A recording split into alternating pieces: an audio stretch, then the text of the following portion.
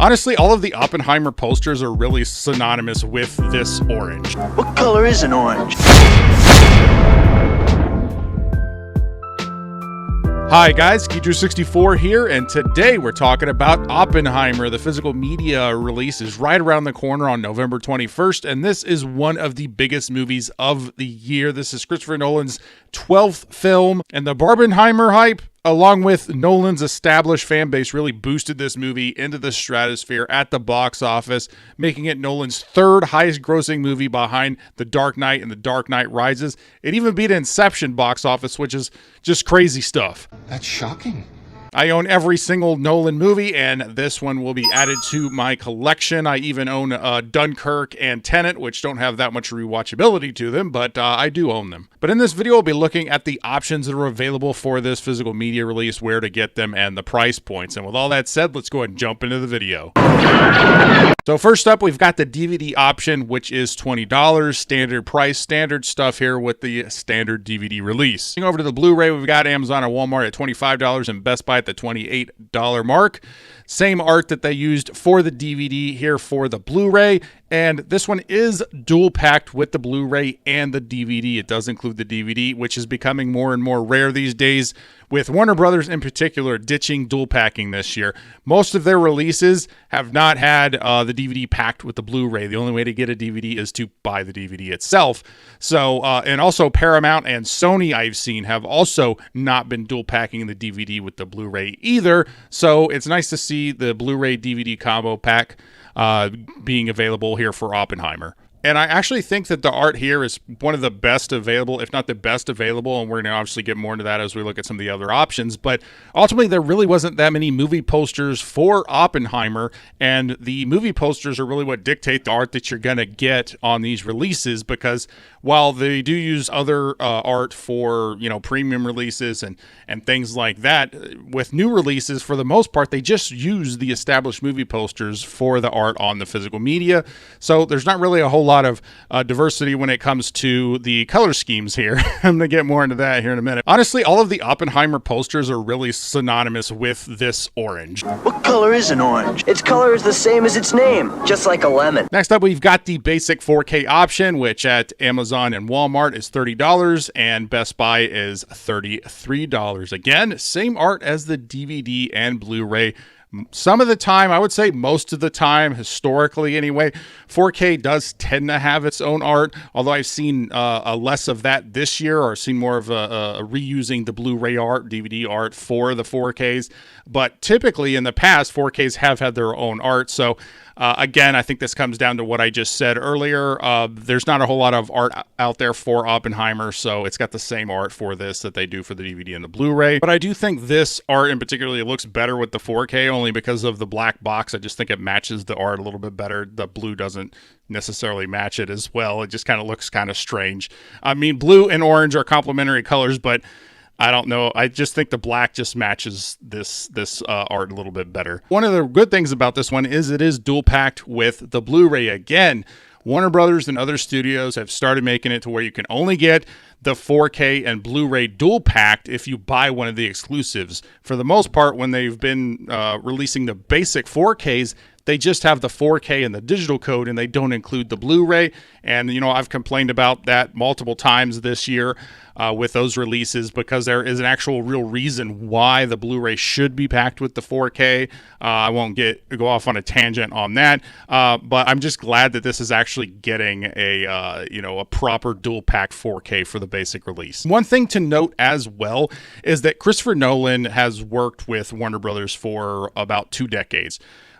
So he's a long-standing partner with Warner Brothers, but the way that they handled his last movie, Tenet, made him leave Warner Brothers. One of the main reason why is because they decided to put Tenet on streaming while it was in theaters, and he wasn't even told about it till they just did it. So you've definitely felt slighted from that, and so because of that, he left his 2-decade, partnership really with Warner Brothers. And because of that, Oppenheimer is not a Warner Brothers movie. It's a Universal movie. Also funny because Barbie is a Warner Brothers movie. We're into the Barbenheimer thing. That's just an interesting, a factoid, I guess, as far as it really, that matchup there.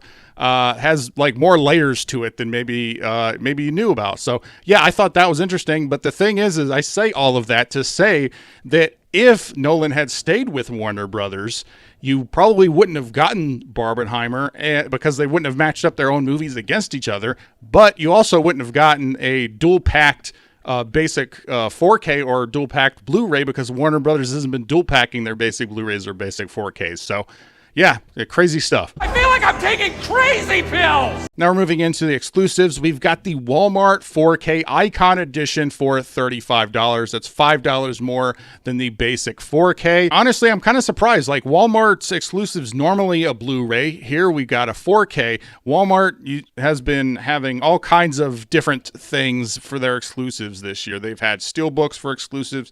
They've had these DigiBooks here, which I'm going to get more into that here in a minute. They've had just basic slips. They've had like basic cover art with just like tchotchkes sprinkled in. They come to tchotchkes for the atmosphere and the attitude. Now, I'm not big on DigiBooks. I've talked about it in previous videos. For those who are unfamiliar with what a DigiBook is, it's basically a cardboard fold-out that the discs slip into. To me, I think that they're cheap. I don't like them. I don't think they secure the discs all that well. I don't particularly care for them.